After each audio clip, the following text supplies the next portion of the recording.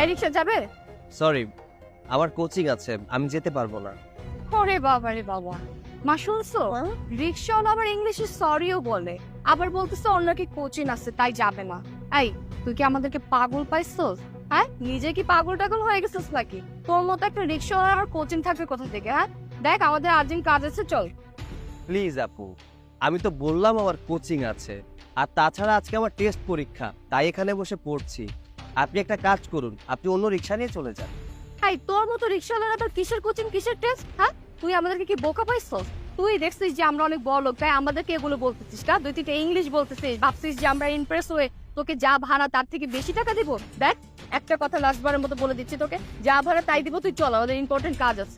আচ্ছা আপু, আপনি জোর কেন করছেন বলুন তো? আমি তো বললাম আমি যাব না। তোরা যদি পড়াশোনা করিস, রিক্সা চালাবে কি, আর আমরা যাতায়াত করব কি করে? তাই বলি কি, রিক্সা চালিয়ে খাচ্ছিস, এই রিক্সা চালিয়ে খা, পড়াশোনার প্রয়োজন নেই। আরে আজব তো, আমি বললাম আমি যাব না, তারপরেও কেন আপনারা আমাকে জোর করছেন শুধু শুধু? আমি বললাম আমার পরীক্ষা আছে, আমি কোচিং এ যাব, আমার আজকে ইম্পর্টেন্ট একটা পরীক্ষা আছে। একটু আগে একটা যাত্রী নামিয়ে দিয়ে এসেছি, আমি এখন আর যাব না। আর তাছাড়া কে বলেছে আমি এই রিক্সা চালিয়ে খাই? আমি রিক্সা চালাই তখন যখন আমার আনুষঙ্গিক খরচগুলো চালাতে হয় তখন। আচ্ছা, আপনারা একটা কাজ করুন, যান তো, অন্য রিক্সা নিয়ে চলে যান। দেখেছো মা, ছোট লোকের বাচ্চাটার কত বড় সাহস, আমাদের মুখে মুখে তর্ক করতেছে। এই তুই সামান্য একজন রিক্সাওয়ালা, তোর এত অ্যাটিটিউড কিসের? হ্যাঁ, তোকে আমি বারবার রিকোয়েস্ট করতেছি, বিগত আমার একটা ইম্পর্টেন্ট কাজ আছে তার জন্য, আর তুই ভাব দেখা যেতেছিস, তাই না? তোদের মতো ছোট লোকদের না এই একটা সমস্যা, সবসময় নিজের কথা চিন্তা করিস, এই জন্যই তোরা সারা জীবন ছোট লোক থেকে যাস। ছোট লোকই থাকবি, জীবনে কিছু করে খেতে পারবি না, না খেয়ে মরবি। মা চলো, এর মতো রিক্সাওয়ালা রিক্সা করে আমরা যাবো না, মেজাজটাই খারাপ করে দিস, চল। আজব ব্যাপার, শুধু শুধু রেগে গেল।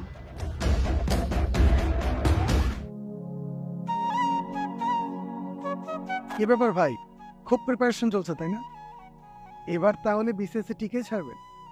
আরে না না, তেমন কিছু না, আসলে শেষের দিকে এসে অনেকেই আটকে যায়, এর জন্য একটু প্রিপারেশন নিচ্ছে আর কি। গতবার তো সেম, আমার প্রিপারেশন খারাপ ছিল, বিদায় ফেল করছিলাম। এবার আর চাই না এরকম খারাপ সিচুয়েশন আসুক, এর জন্য ভালোভাবে প্রিপারেশন নিচ্ছি আর কি। কিন্তু ভাই একটা জিনিস জানেন, এই ব্যাপারটা কিন্তু একটা রেকর্ড হবে, পত্রিকায় আসবে একজন রিক্সাওয়ালা হয়েছে বিসিএস ক্যাডার। আসলে আমার পরিবার আমার উপর নির্ভরশীল, গত কয়েক বছর ধরে আমার পরিবারের উপরে আমি নির্ভরশীল ছিলাম। আর কত বছর, এর জন্য তো নিজে কিছু করতে চাই। আর মানুষ কষ্ট করে কত কিছুই না করছে, ফল বিক্রি করে পড়াশোনা করছে, তাহলে আমি রিক্সা চালিয়ে কেন পারবো না? আমার বিশ্বাস আমি বিসিএস ক্যাডার হতে পারবো। আর তাছাড়া জ্ঞান অর্জন তো হচ্ছেই।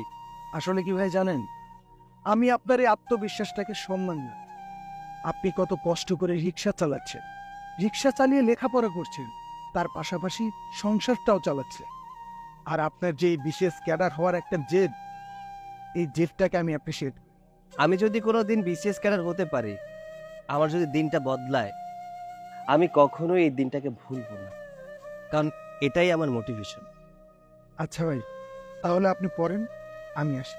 আচ্ছা ঠিক আছে, আর যদি আমার চাকরি হয়ে যায়, আমি যদি বিসিএস ক্যাডার হতে পারি, কখনো কোনো প্রয়োজন হলে আমাকে বলবে। আরে ভাই কেন বলবো না, অবশ্যই বলবো, আমি আসি। এই রিক্সা যাবা?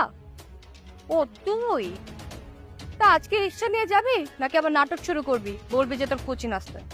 না আপু, আজকে যেতে পারবো, আমার কোচিং শেষ, ওই অভ্যাসগত কারণে বসে বসে পড়ছিলাম। চলুন নামিয়ে দিয়ে আসি।